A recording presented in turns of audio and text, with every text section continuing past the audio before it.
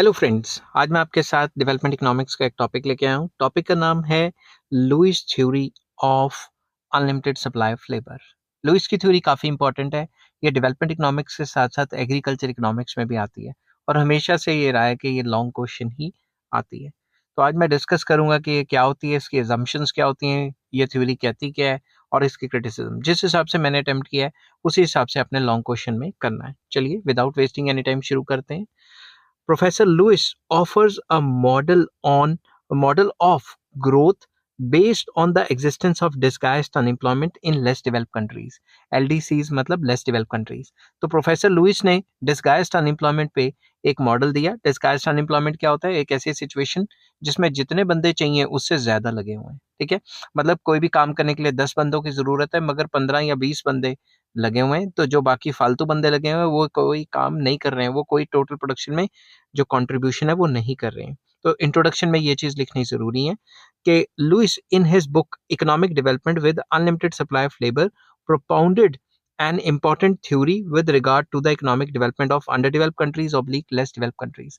तो उन्होंने अपनी बुक जिसका नाम था economic development with unlimited supply of labour, उसके अंदर एक थ्योरी दी जो कि ये बताती है कि जो अंडर डेवलप कंट्रीज या लीस्ट डेवलप कंट्रीज हैं वो अपनी जो है कंट्री की डेवलपमेंट किस तरीके से कर सकते हैं। The model seeks to explain that by judiciously exploiting their unlimited supply of labor, the less developed countries can stimulate their domestic capital formation and thereby process of growth। ये model बताता है कि किस तरीके से अनलिमिटेड सप्लाई ऑफ लेबर को use करके वो अपनी डोमेस्टिक कैपिटल फॉर्मेशन मतलब with in the country investment किस तरीके से बढ़ा सकते हैं और अपनी कंट्री को किस तरीके से तरक्की की तरफ लेके जा सकते हैं। फिर थोड़ा सा 4-5 लाइंस का इंट्रोडक्शन लिखने के बाद आपको अजम्पशंस लिखनी है।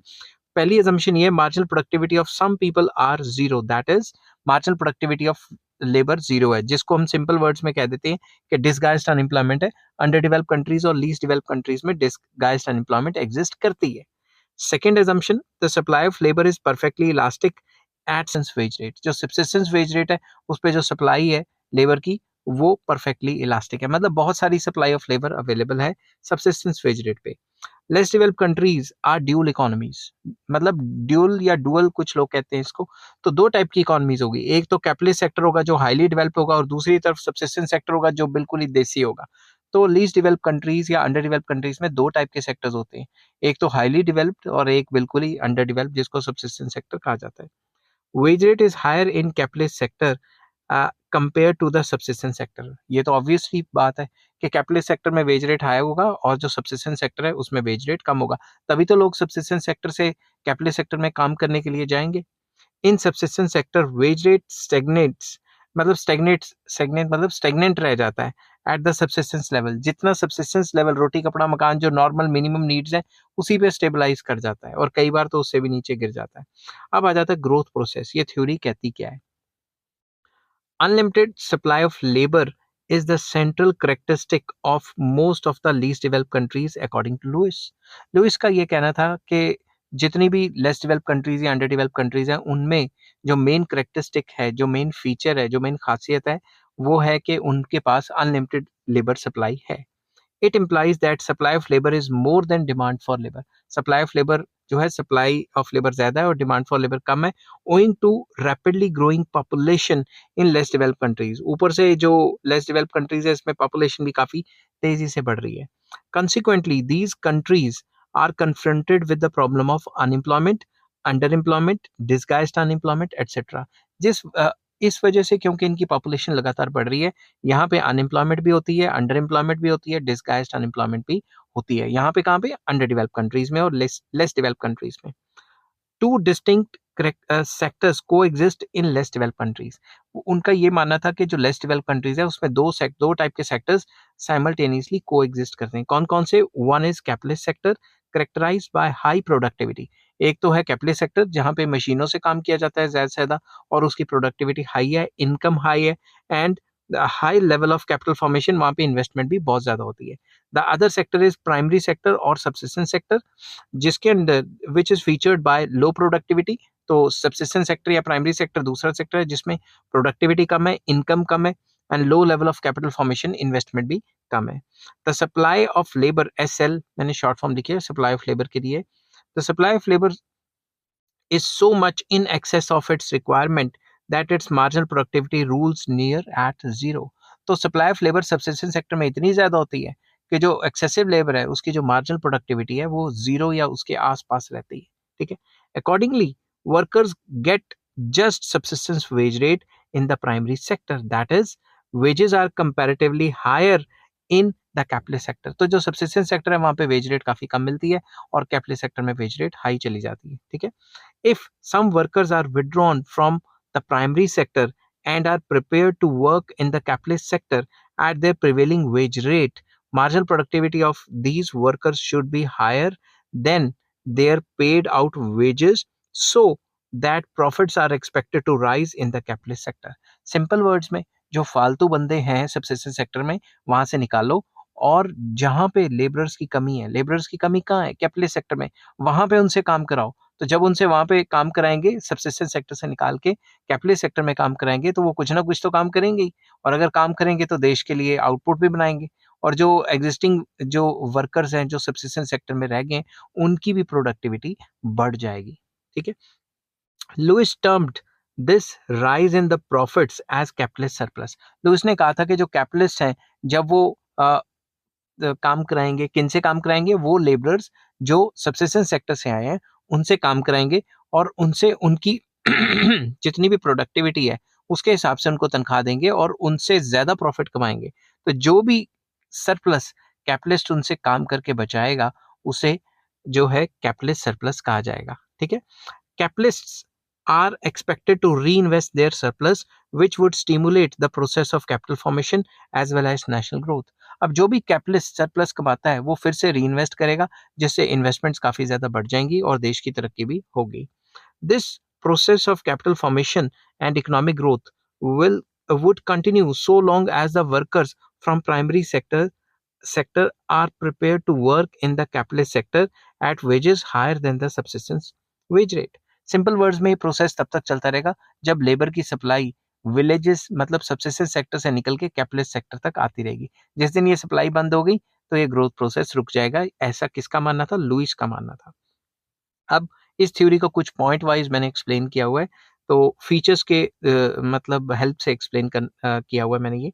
First, features of Lewis model. तो आपने लिखना है Lewis is of the opinion that less developed countries can embark upon the process of growth by the way of judicious use of their surplus man power. वो कहते थे कि क्योंकि under develop countries या लीस्ट डेवलप कंट्रीज के पास surplus labour है, अगर उसका जुडिशियस अच्छे तरीके से इस्तेमाल किया जाए तो सरप्लस लेबर का अच्छे तरीके से इस्तेमाल करेंगे तो देश तरक्की कर सकता है। He makes following suggestions in the formulation of his theory which may be taken as its features। तो उसने following suggestions दिए थे। Number 1, mobilization of labour. वो क्या कहता था, लेबर को किस तरीके से मोबिलाइज करो। लीस्ट डेवलप कंट्रीज या less develop countries should mobilize labour from subsistence sector where the marginal productivity of labour is low and transfer it to capitalist sector where the marginal productivity of labour is high.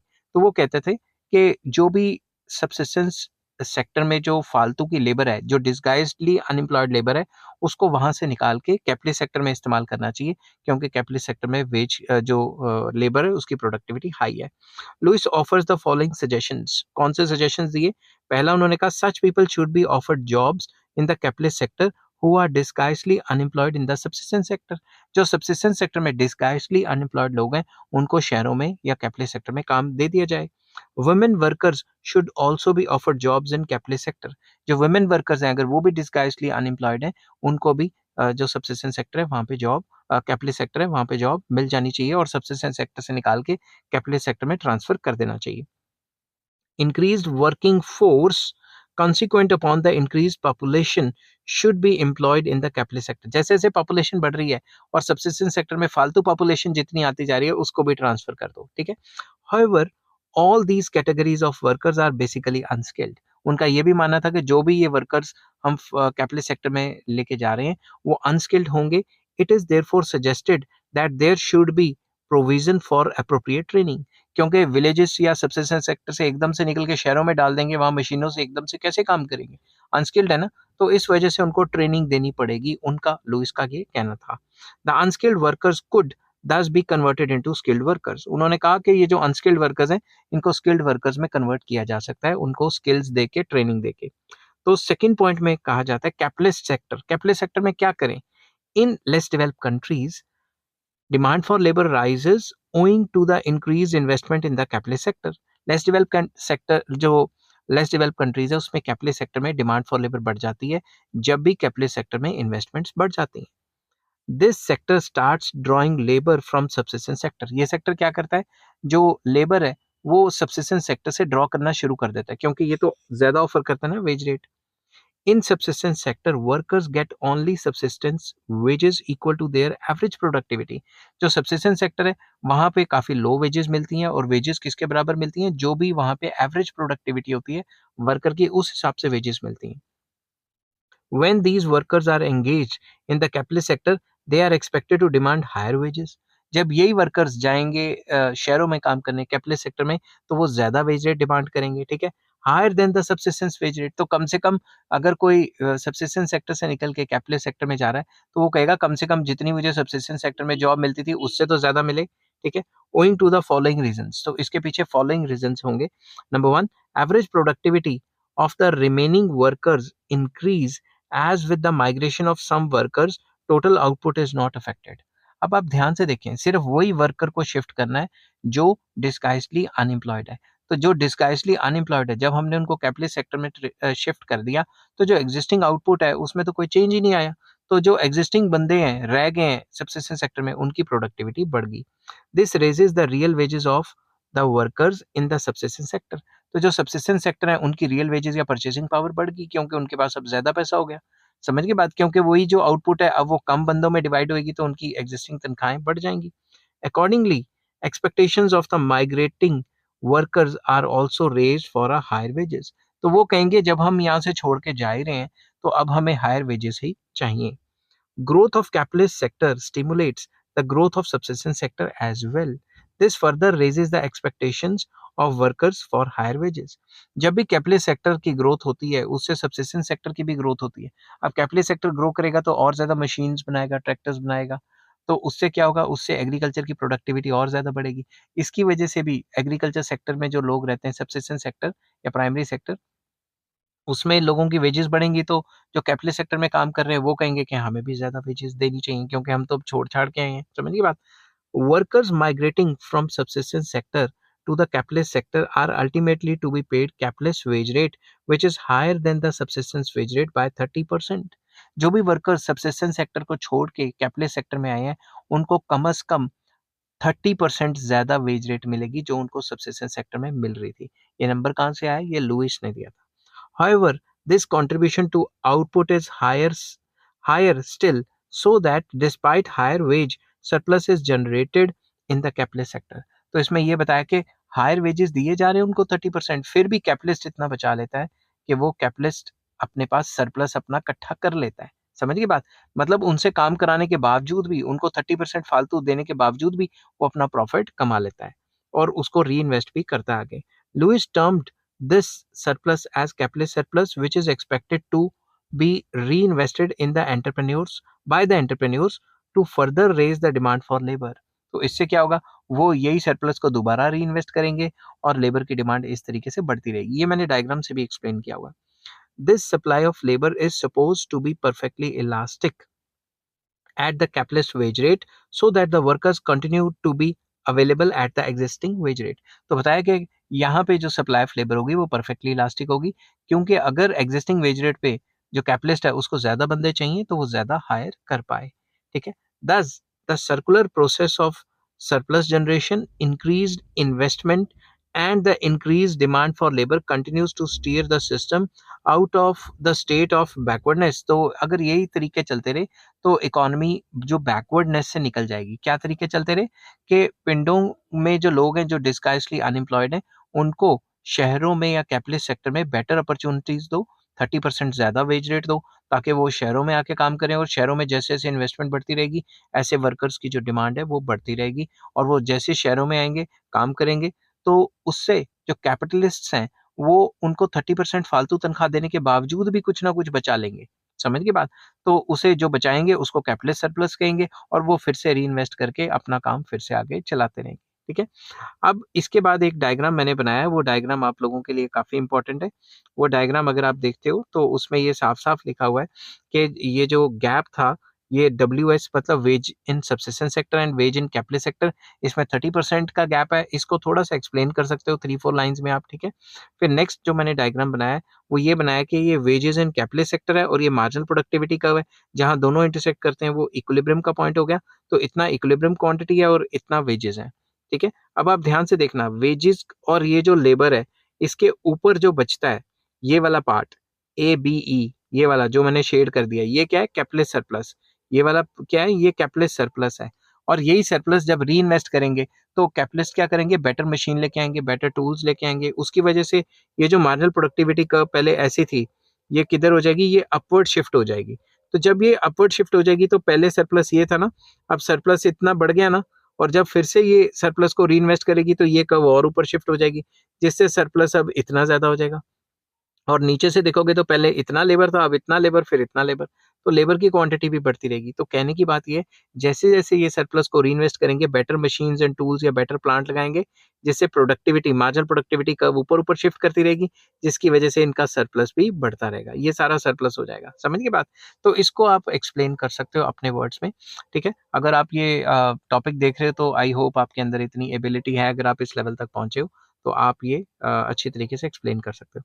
According to Lewis, if the supply of labor is unlimited at constant real wage rate, profits and capital formation would continuously increase along with the rise in national income. ये कहता है अगर ये ऐसे ही चलता रहा constant इसी veg rate पे अनलिमिटेड बंदे आते रहे और काम करते रहे और सरप्लस बढ़ता रहेगा फिर से रीइन्वेस्ट होता रहेगा इससे लगातार कैपिटल फॉर्मेशन भी बढ़ेगी मतलब इन्वेस्टमेंट बढ़ेगी और लगातार नेशनल इनकम भी बढ़ेगी और देश तरक्की करता रहेगा मगर however this process of expansion continues until the capitalist surplus disappears ये तब तक चलेगा जब तक कैपिटलिस्ट सरप्लस है अगर कैपिटलिस्ट सरप्लस ही नहीं रहा तो वो कहेगा मुझे क्या लोड पड़ी है इन्वेस्टमेंट करने की मैं क्यों इन्वेस्टमेंट करूं समझ के बात अब तीसरा आ जाता है capital formation through bank credit तो लुइस ने कहा था बैंक क्रेडिट बैंक भी लोन्स दे दे के कैपिटल फॉर्मेशन को बढ़ाते हैं किस तरीके से बढ़ाते हैं उनका भी थोड़ा बहुत लिखा हुआ है Lewis is of the opinion that in less developed countries capital formation may be stimulated through bank credit as well capital formation को बैंक क्रेडिट के थ्रू भी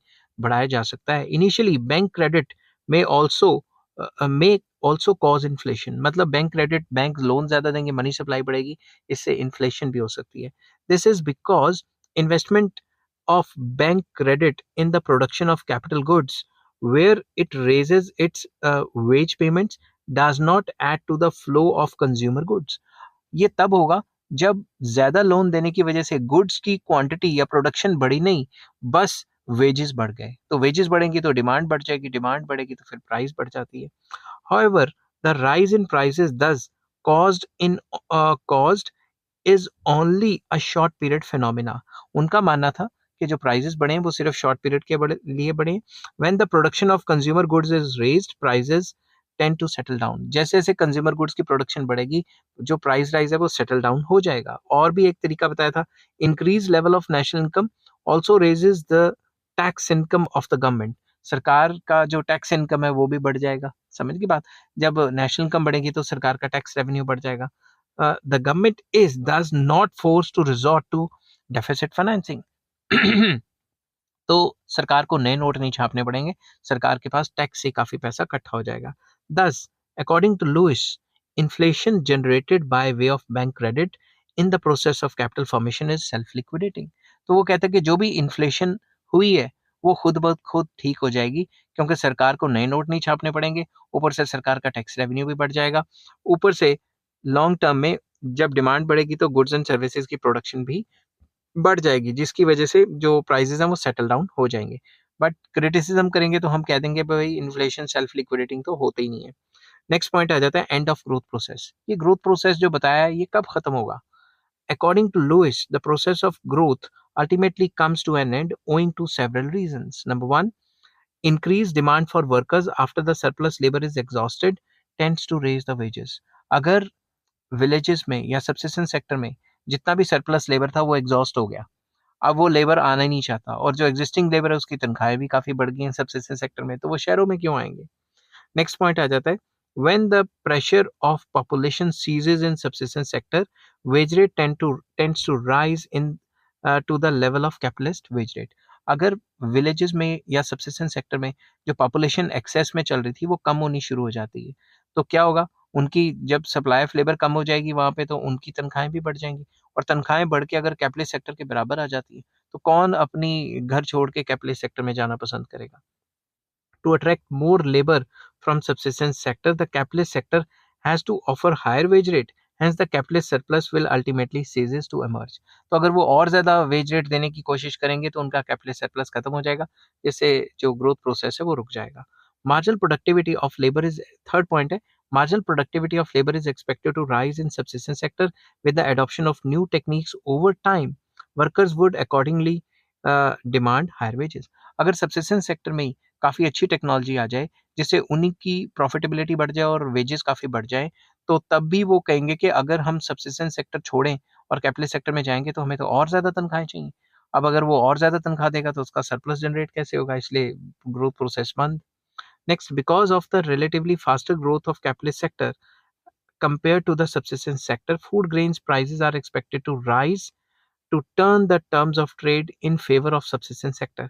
अगर कैपिटलिस्ट सेक्टर की काफ़ी तेज़ी से ग्रोथ रेट हो रही है, तो होगा क्या, उनकी जो डिमांड फॉर फूड ग्रेन्स है वो बढ़ जाएगी, और अगर फूड ग्रेन्स की डिमांड बढ़ जाएगी तो फूड ग्रेन्स तो सबसिस्टेंस सेक्टर ही उगाता है ना, तो उनकी क्या होगी, उनकी चीज़ों की प्राइसेस बढ़ जाएंगी।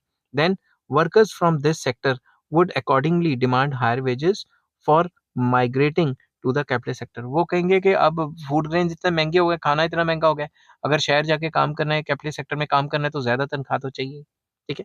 Next, because of the pressure of trade unions, wages are to be increased in the capitalist sector. जब भी ये ट्रेड यूनियन या लेबर यूनियन का कोई प्रेशर क्रिएट होता है, उस वजह से भी काफ़ी ज़्यादा जो है उसमें इंक्रीज़ आ जाता है वेजेस में। वेजेस बढ़ेंगे तो उनका सरप्लस कम हो जाएगा, सरप्लस कम होगा तो फिर वो इन्वेस्टमेंट ही क्यों करेंगे? Because of these factors, the surplus generated owing to unlimited supply of labor in less developed countries starts shrinking to ultimately vanish completely. इन सारे फैक्टर्स की वजह से जो कैपिटलिस्ट का सरप्लस है वो खत्म हो जाता है, सिंपल वर्ड्स में, ठीक है? तो वो इन्वेस्टमेंट करना बंद कर देंगे, rate of investment is reduced and the growth rate of the economy is choked. तो इकोनॉमी का ग्रोथ रेट भी खत्म हो जाएगा, ठीक है? उसको भी बड़ा झटका लगेगा। नेक्स्ट पॉइंट आता है open economy. Lewis model of growth is valid in case of open economies as well. Open economies वो इकोनॉमीज होती हैं जिसका एक कंट्री का दूसरे कंट्री के साथ ट्रेड रिलेशन, एक्सपोर्ट इम्पोर्ट चलता हो। He suggests that the growth rate of the system can be re-estimated, basically re-stimulated, sorry। तो ग्रोथ रेट को फिर से स्टिमुलेट किया जा सकता है। उसने दो तरीके बताए थे, migration of labourers, workers with low productivity and low wages abroad should be allowed to migrate to the developing country to continue the availability of labor supply at subsistence wage rates, generating surpluses। अब ये theory कहती है कि अगर बाहर वाले वो countries जहाँ पे लेबर की जो वेज रेट है काफ़ी कम है, वहाँ से माइग्रेशन करवाओ लेबर्स की और अपने कंट्री में लेके आओ, ताकि हमें सस्ती लेबर कैपिटलिस्ट सेक्टर में अवेलेबल हो।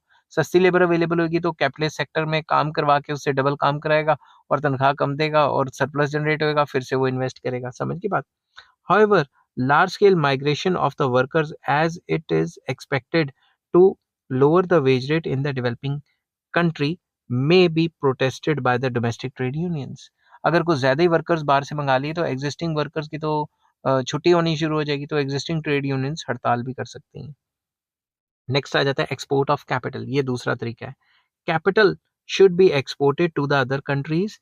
Reduced availability of capital at home would reduce the demand for labor and uh, consequently lower the wage rate। Simple words में ये क्या है, अगर हम सारे कैपिटल को एक्सपोर्ट कर देंगे, अगर हम कैपिटल को एक्सपोर्ट कर देंगे, इससे क्या होगा, अवेलेबिलिटी ऑफ कैपिटल कम रह जाएगी। हमारे कंट्री में कैपिटल कम रहती है, तो उससे लेबर की डिमांड कम हो जाएगी, लेबर की डिमांड कम होगी तो उसकी तनख्वाहें भी कम हो जाएंगी।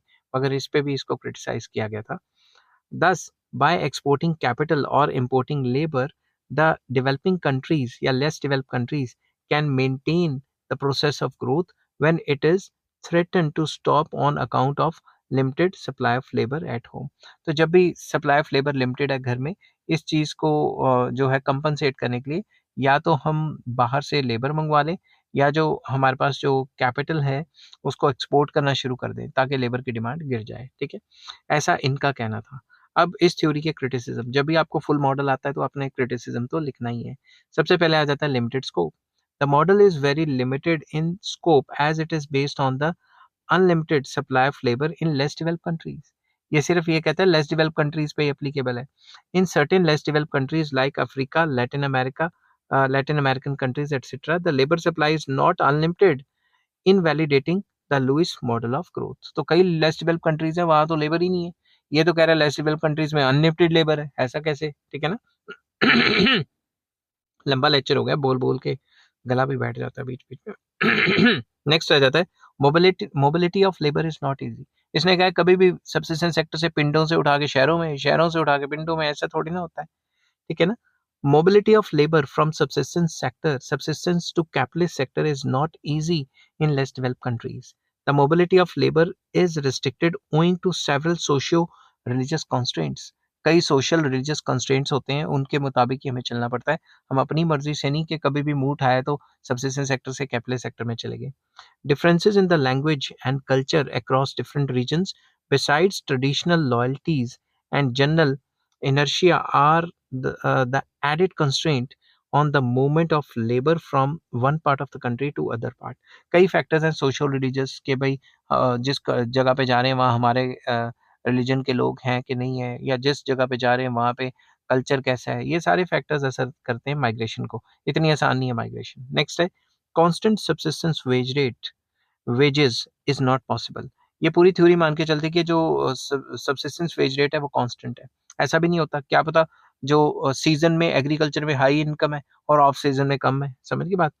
Louis believe that the wage rate would tend to stabilise around the subsistence level even when the labor is migrating from subsistence to the capitalist sector. However, this belief is questionable with the general economic progress and reduced progress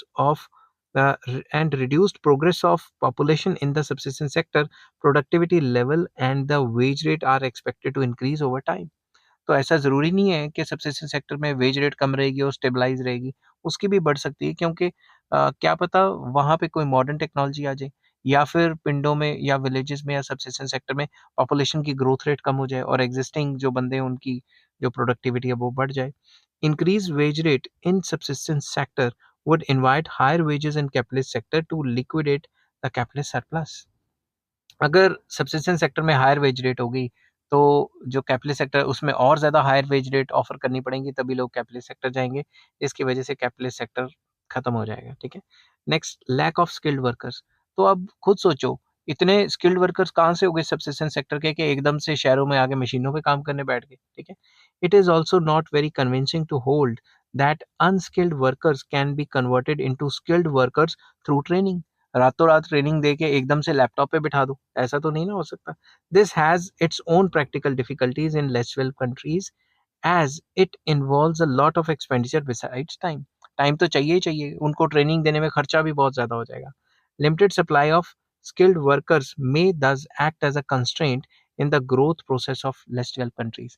less developed countries में जो skilled workers हैं वो बहुत कम होते हैं, ये भी एक constraint की तरह होता है। lack of entrepreneurs, ऐसे कितने एंटरप्रेन्योर्स हैं जो विलेजेस से बंदों को बना के रातों रात नौकरी पे लगा देंगे। अंडर डेवलप्ड कंट्रीज या लेस डेवलप्ड कंट्रीज में इतने एंटरप्रेन्योर्स भी तो नहीं ना होते। It is not very correct to say that there is no dearth of entrepreneurs in the less developed countries. Less developed countries में कोई कमी, ऐसा नहीं हम कह सकते कि लेस डेवलप्ड कंट्रीज में एंटरप्रेन्योर की कमी नहीं है, बहुत कमी है। Indeed, it is a severe constraint that hampers full exploitation of the unlimited supply of labor। बल्कि इसी वजह से अनलिमिटेड लेबर सप्लाई को एक्सप्लॉइट नहीं किया जाता, क्योंकि एंटरप्रेन्योर्स की बहुत ज़्यादा कमी रहती है लेस डेवलप कंट्रीज में। नेक्स्ट आ जाता है investment multiplier is not operative. Investment multiplier कहता है कि इन्वेस्टमेंट बढ़ाओ, मतलब इन्वेस्टमेंट बढ़ाओ, इनकम कई गुना बढ़ जाएगी, ठीक है? तो इन्वेस्टमेंट के बढ़ने से इनकम कई गुना बढ़ जाती है, मगर अंडर डेवलप कंट्रीज या लेस डेवलप कंट्रीज में जब हम इन्वेस्ट करते हैं तो कई बार इनकम नहीं बढ़ती। तो ज़रूरी नहीं है कि हर बार इन्वेस्टमेंट मल्टीप्लायर ऑपरेट करे, कहाँ पे? लीस्ट डेवलप कंट्रीज में। तो the assumption of the model that capitalists continue to reinvest their surplus is not tenable। कि लगातार जो कैपिटलिस्ट हैं वो सरप्लस को रीइन्वेस्ट करते रहेंगे और मल्टीप्लायर इफेक्ट में जो है इनकम्स को जनरेट करते रहेंगे। In fact investment multiplier is not much operative in less developed countries.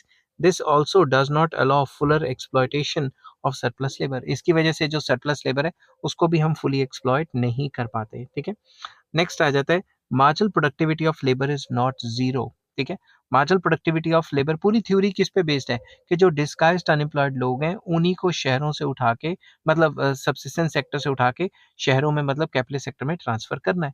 मगर अब आप खुद सोचो कि अगर जो डिस्गाइज्ड अनएम्प्लॉयमेंट है अगर वो ना हो तो क्या होगा, तो ये थ्योरी फेल हो जाएगी।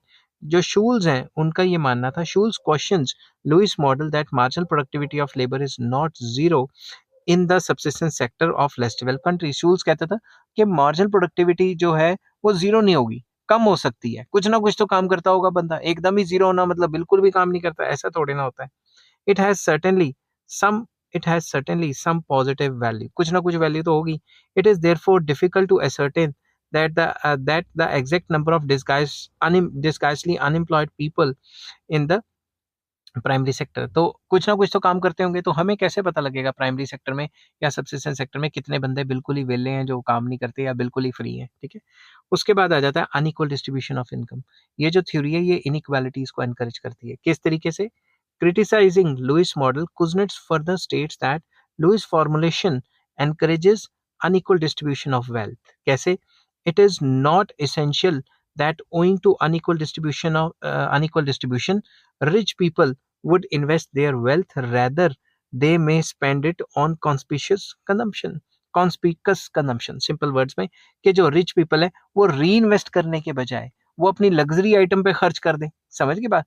तो अब इस पे ये दिखाया जाता है कि जरूरी नहीं है कि वो सारे के सारे जो इन्वेस्टमेंट है उसको री इन्वेस्ट करेंगे। समझ की बात? वो अपनी लग्जरी आइटम्स या इस टाइप की कंजम्पशन में शादी ब्याह पे फजूल खर्चियां भी कर सकते हैं। समझ की बात? जिससे इनइक्वालिटीज और ज्यादा एनकरेज होके सामने आएंगी, क्योंकि अगर वो लग्जरी कंजम्पशन करते हैं उसमें गरीब बंदे का तो कोई भला नहीं ना हुआ। कंपनी का ही माल खरीदा उसने, लग्जरी कंपनी का, और उन्हीं के जेब में पैसे चले गए। ठीक है, नेक्स्ट आ जाता है inflation is not self liquidating, जिसमें आगे बताया था मैंने एक पॉइंट के इन्फ्लेशन होगी मगर अपने आप सारी सेटिंग हो जाएगी। ऐसा जो है लुइस का मानना था, मगर ऐसा होता नहीं है।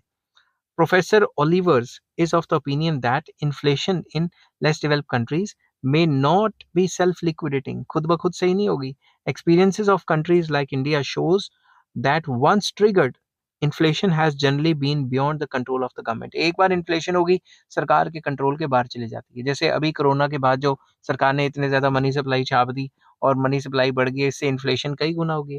Because of several institutional constraints in these countries, production does not rise as much as prices do.